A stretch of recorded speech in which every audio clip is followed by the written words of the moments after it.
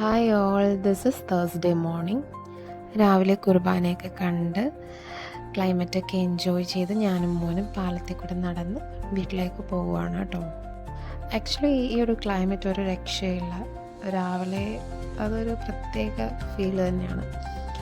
ഇത് നമ്മുടെ യങ്സ്റ്റേഴ്സ് ചെയ്ത ഒരു ട്രീ സെറ്റപ്പാണ് കേട്ടോ.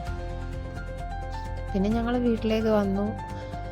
മോന് പാലൊക്കെ മാറ്റി ചായയൊക്കെ ഇട്ടു. അവന് വിശക്കുന്നെന്ന് പറഞ്ഞു. ഹാഫ് ബോയിൽ വേണമെന്ന് പറഞ്ഞ് ഞാൻ കാടമുട്ട വെച്ച് ഹാഫ് ബോയിലൊക്കെ ചെയ്ത് കൊടുത്തു. പിന്നെ എനിക്ക് കുടിക്കാൻ ചായയൊക്കെ എടുത്തു.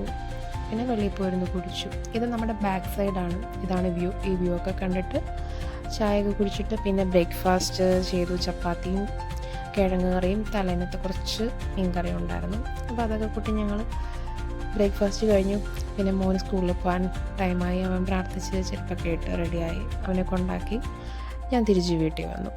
2 ദിവസം മുന്നേ സാധനങ്ങൾ മേടിക്കാൻ പോയപ്പോൾ ഞാനൊരു 3 പച്ചയേത്തയ്ക്ക നോക്കി മേടിച്ചിട്ടുണ്ടായിരുന്നു ചിപ്സ് ചെയ്യാൻ വേണ്ടിയിട്ട്. അപ്പം അതിൻ്റെ പ്രിപ്പറേഷനാണ് കേട്ടോ. അപ്പം അതിങ്ങനെ കനം കുറച്ച് എല്ലാം അരിഞ്ഞെടുത്തു.